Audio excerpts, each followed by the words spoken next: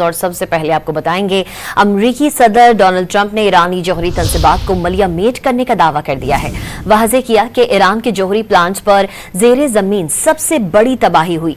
कहा कि इसे कहते हैं निशान परवार। अमरीकी सदर ने ईरान में निज़ाम हुकूमत की तब्दीली का भी इशारा दे दिया।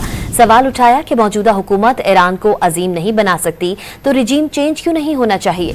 ट्रंप ने ईरान पर हमलों में हिस्सा लेने वाले पायलट्स के वापस मिजूरी पहुंचने पर उन्हें शाबाशी दी। और सबसे पहले आपको बताएंगे, अमरीकी सदर डोनाल्ड ट्रंप ने ईरानी जौहरी तंसीबात को मलियामेट करने का दावा कर दिया है।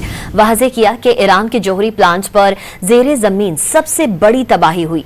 कहा कि इसे कहते हैं निशान परवार। अमरीकी सदर ने ईरान में निज़ाम हुकूमत की तब्दीली का भी इशारा दे दिया।